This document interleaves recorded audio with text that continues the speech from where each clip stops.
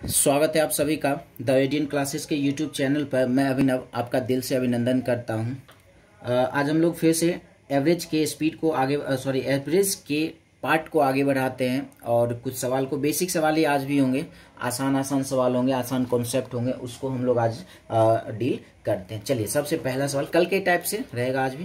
क्या कह रहा है? सबसे पहला आज हमारा सवाल है प्रथम 100 विषम संख्या का औसत क्या होगा। बस कॉन्सेप्ट को समझते जाना है। प्रथम 100 विषम संख्या का औसत, अगर हमसे जब भी पूछ दिया जाए 100 विषम संख्या का औसत क्या होगा, 100 ही होता है। 200 विषम संख्याओं का औसत 200 ही, 50 विषम संख्याओं का औसत 50 ही, 60 विषम संख्याओं का औसत 60। मतलब जो हमसे जितने विषम संख्या का औसत पूछे ना, प्रथम से जितने का पूछा जाए वही उसका क्या हो जाता है, औसत हो जाता है। इस हिसाब से हमारा पहले सवाल का आंसर प्रथम 100 विषम संख्या का औसत क्या हो जाएगा, 100 ही हो जाएगा। क्लियर है? कोई इसमें बनाने की जरूरत नहीं है। प्रथम 50 विषम संख्याओं का औसत क्या हो जाएगा, प्रथम 50 विषम संख्याओं का औसत 50 है। प्रथम 60 विषम संख्याओं का औसत क्या होगा, तो 60 ही। प्रथम 75 विषम संख्याओं का औसत क्या होगा, तो भाई साहब 75 ही होगा। प्रथम 33 विषम संख्याओं का औसत क्या होगा, 33 ही होगा। इसलिए हम लोग ये 4-5 सवाल ले रखे हैं ना, ताकि आपका कॉन्सेप्ट अच्छे से क्लियर हो जाए और बातें आपको याद हो जाए। इसलिए हम लोग 4-5 सवाल हमने ले रखा है।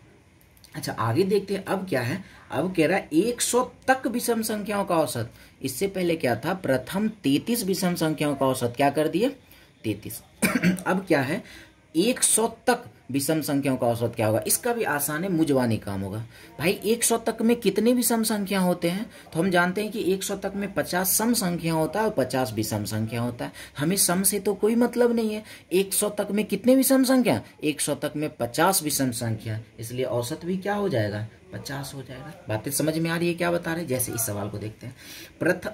50 तक विषम संख्याओं का औसत। अब क्या है, 50 तक पूछा जा रहा है, तो अब ये देखना है कि 50 तक में कितने विषम संख्या, 25 विषम संख्या, तो औसत भी क्या हो जाएगा, औसत भी 25 ही हो गया। कुछ लिखने पढ़ने की जरूरत नहीं है। अब है सवाल 124 तक विषम संख्याओं का औसत क्या होगा। भाई साहब 124 तक में कितने विषम संख्या, तो आधा सम होता है आधा विषम होता है, तो हम लोग इसका 124 का आधा करते क्या मिल जाएगा, 62। अगर 62 विषम संख्या है तो औसत भी क्या हो जाएगा, 62 ही हो जाएगा। क्लियर?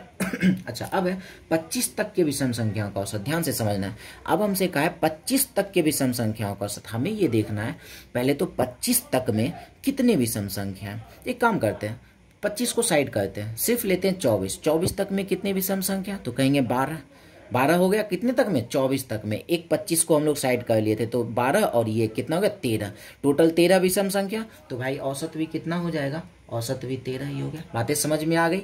चल नेक्स्ट में 75 तक के विषम संख्या का औसत क्या है, तो हम पहले ये देखेंगे 75 तक में कितने विषम संख्या है। तो लॉजिक ये खुद से क्रिएट करना है। 75 तक में निकालना है तो एक कम पहले कर लेते हैं। एक कम करते हैं तो 74। 74 का आधा करना आसान है। 74 का क्या हो जाएगा, 37 हो गया वो, और ये जो 75 को हम लोग साइड किए थे, 37 प्लस एक कितना, 38। मतलब 38 क्या हुआ, विषम संख्या कितना है, 75 तक में कितने विषम संख्या, 38 विषम संख्या। तो भाई साहब अगर 38 विषम संख्या है तो औसत भी क्या हो जाएगा, 38 ही हो जाएगा। बस यही ढूंढना है कितनी विषम संख्या, हमारा आंसर। अच्छा इसका जवाब क्या होगा, 99 तक के विषम संख्या का औसत क्या होगा। 99 तक के विषम संख्या का औसत, सबसे पहले ये देखना है 99 तक में कितने विषम संख्या है।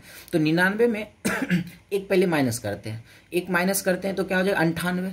98 तक में कितने विषम संख्या, तो 49 वो हो गया। एक जो साइड किए थे 50 हो गया। तो 50 अगर विषम संख्या है तो औसत भी क्या हो जाएगा, 50 ही। मुझवानी ऐसे सवाल को हम लोग सॉल्व करेंगे।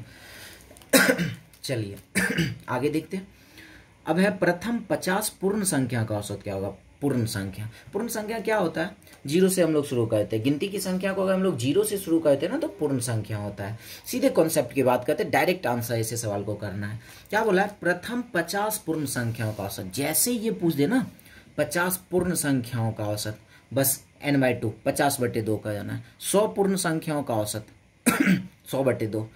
300 पूर्ण संख्याओं का औसत 300/2। मतलब जितने पूर्ण संख्या का बोला जाए /2 करके हम लोग आंसर कर लेंगे। इस बात को आप लोग नोट करके रख लोगे, कैसे सॉल्व कर रहे हैं। फॉर्मूला तो हम लोग लिख नहीं रहे, बस कॉन्सेप्ट पे काम करते जा रहे हैं बताकर। चलो प्रथम 50 पूर्ण संख्या का औसत क्या हो जाएगा, तो सीधे 50/2 क्या हो जाएगा, 25। प्रथम 100 पूर्ण संख्या का औसत क्या हो जाएगा, तो 100/2 क्या हो जाएगा, 50 हो जाएगा। प्रथम 200 पूर्ण संख्या का औसत क्या हो जाएगा, तो 200/2 100। प्रथम 75 पूर्ण संख्याओं का औसत क्या हो जाएगा, तो 75/2 क्या हो जाएगा, 37.5। पॉइंट में भी आ सकता है, क्यों नहीं औसत आएगा, औसत पॉइंट में ही तो अक्सर आता है। प्रथम 25 पूर्ण संख्याओं का औसत क्या होगा, तो 25/2 क्या हो जाएगा, 12.5 हो जाएगा, 12.5। आसानी से सॉल्व होते जा रहा है। चलो अब क्या है, 100 तक के पूर्ण संख्याओं का औसत। अब क्या है ना, इससे पहले तक नहीं लगा था, अब तक लगा हुआ है। ये कह रहा है 100 तक के पूर्ण संख्याओं का औसत। ध्यान से समझना है क्या बता रहे हैं। 100 तक के पूर्ण संख्याओं का जो औसत निकालना, जो हम लोग प्राकृत संख्या में फॉर्मूला लगाए थे ना, n+1/2 +1 करके 2 से भाग लगाना, सेम वही कॉन्सेप्ट यहाँ भी लगा देना। प्राकृत संख्या का जैसे औसत निकालते थे वैसे ही पूर्ण संख्या 100 तक का अगर बोले तो 100 तक नहीं लगा था तो ये किए थे। अब तक लगाए तो क्या करना है, +1 करके 2 से डिवाइड कर देना है। 100 तक के पूर्ण संख्या का औसत क्या हो जाएगा, तो 100 + 1 101। 101 में लिख लेते हैं, 101 में 2 से भाग लगा लेते हैं, क्या मिल जाएगा, 50.5। ऐसे तो बिना लिखे इसको बना सकते थे।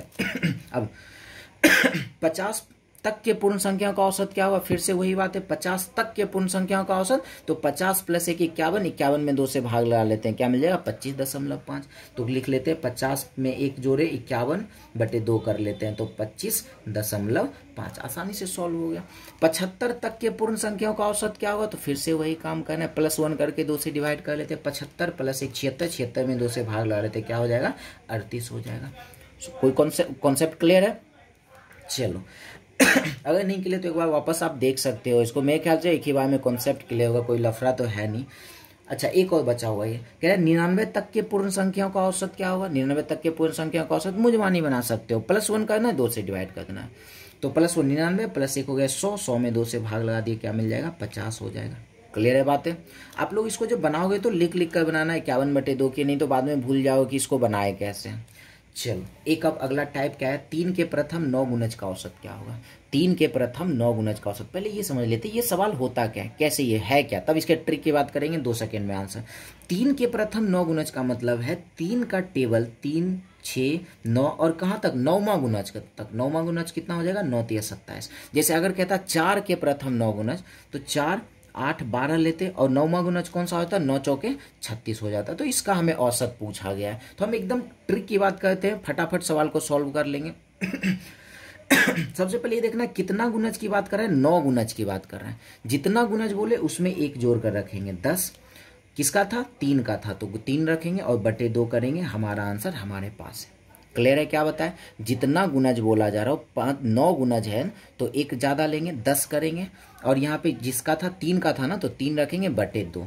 इसको 5 से डिवाइड कर लेते, 5 बाय 5 क्या आ जाएगा, 15 हो जाएगा उसमें।